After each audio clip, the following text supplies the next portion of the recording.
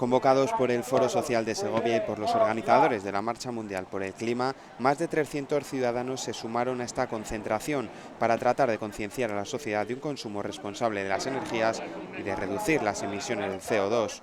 En el Parque de la Dehesa leerían sus primeros poemas, como este de Rosario Murillo. Voy a plantar un corazón en la tierra, regarlo con el amor de una vena. Voy a bombear con el impulso de los músculos y a cuidarlo al sonido de todas las dimensiones. Voy a dejar un corazón en la tierra para que crezca y florezca. Un corazón que palpite de nostalgias, que adora todo lo verde, que será fuerza y alimento para todos los pájaros, que será savia de plantas y montañas. Y después este de Carol Duffy. Mares malolientes bajo vientos malos, ningún ser nada. Una inmensa sopa de plástico, 1000 viñas a lo largo y ancho de porquería de petróleo. Una ave del paraíso lloraba en un sauce. La joya de un colibrí chilló en el aire. Una cigüeña se envolvió en su chal como una viuda. La gaviota dijo: donde el coral era rojo, ahora es blanco, muerto, bajo aguas aturdidas. El lenguaje de los peces cortado de raíz.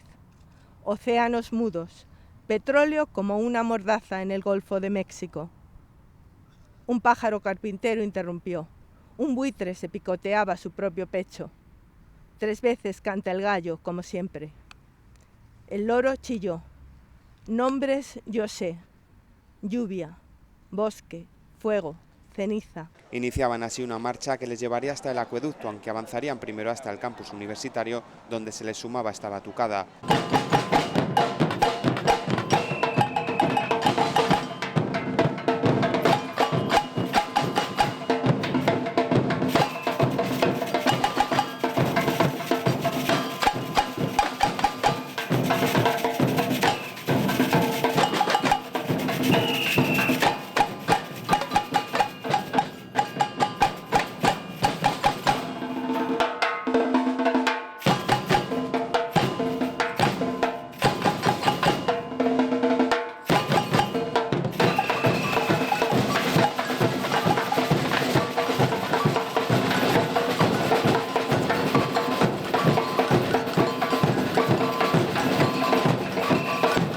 Con los ritmos de las percusiones de Batubid continuarían después hasta el Azoguejo. Trataban de hacer una denuncia social ciudadana, ya que consideran que la clase política no va a hacer nada por cambiar este problema. Yo y mi familia nos hemos sumado porque es una convocatoria que no lleva ninguna consigna política, simplemente es una convocatoria de ciudadanos y personas que queremos reivindicar un mundo mejor para los que vivimos todavía y para los que vendrán y los que están creciendo. Pedimos un compromiso político y una representatividad realmente de los ciudadanos por parte de los políticos en este compromiso que firman mañana, que se ha hecho ya varias veces y que luego no se cumple. Los ciudadanos estamos cansados de palabras y de engaños y precisamente por eso queremos salir a la calle para pedir que los políticos cumplan realmente esa responsabilidad que tenemos todos con la tierra, con la naturaleza y con el mundo en el que simplemente vivimos. No somos dueños ni señores de nada de lo que hay aquí.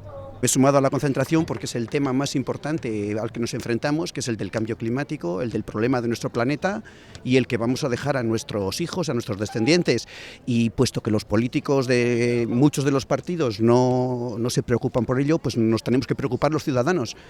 Los partidos que están en el poder actualmente no son capaces de hacer frente al cambio climático, no lo hacen de ninguna forma, ponen por encima la economía y tenemos que ser los ciudadanos los que les dejemos las cosas claras y lo que les expliquemos cuáles son nuestras verdaderas necesidades, que es que un respeto al planeta, un respeto a los derechos de las personas, de los animales, de las plantas y de la tierra entera. En el acueducto volvieron a señalar su deseo de trabajar por detener el cambio climático, consecuencia de un modelo de producción que ha puesto en riesgo la supervivencia de poblaciones más pobres y vulnerables. Es fundamental que se lleguen a compromisos que restrinjan esta cantidad de combustibles fósiles quemados y arrojados a la atmósfera, porque realmente la situación es grave. Hace muy buen tiempo, eso para nosotros parece que es más bien algo agradable, pero eso significa que los insectos no mueren por el frío, significa que no hay agua suficiente, significa que el verano que viene pues volveremos a tener una ola de calor. Y eso es producto de la actividad humana y eso es lo que estamos tratando de concienciar a la gente, por una parte que lo cambie y por otra parte que los gobiernos sean responsables de esta situación y controlen lo que puedan hacer. También la ciudadanía tiene que poner de su parte y modificar sus conductas y hábitos.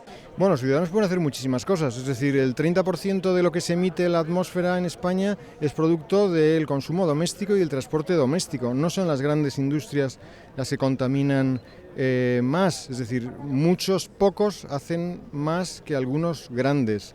Y eso lo tenemos que saber. Yo sé que es muy difícil cambiar los hábitos, pero me gustaría que fuéramos conscientes de que tarde o temprano los vamos a tener que cambiar. Es mejor que lo hagamos de forma gradual y voluntaria que de forma catastrófica. Yo creo que ese es el mensaje más importante.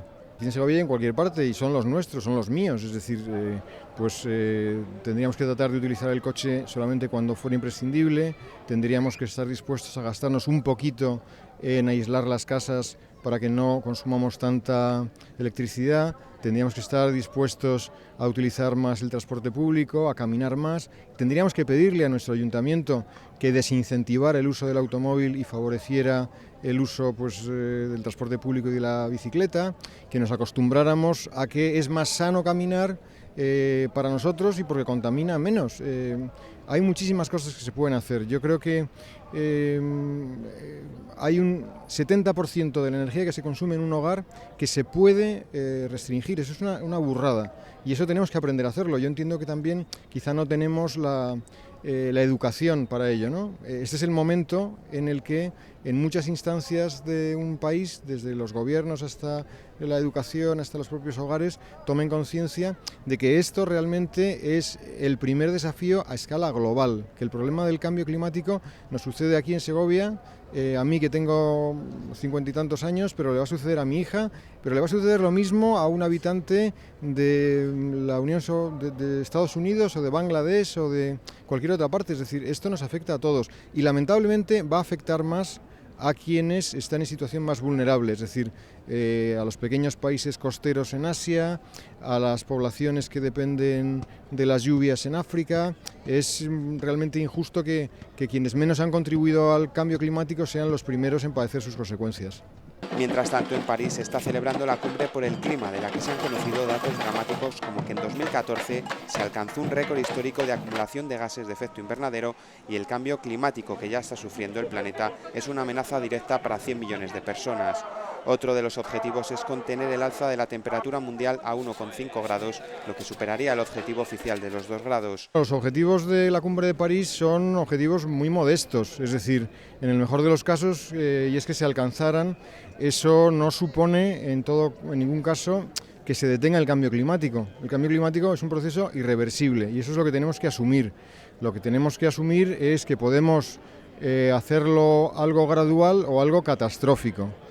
Y en segundo lugar tenemos que estar preparados para que ese cambio nos coja lo más organizados posible.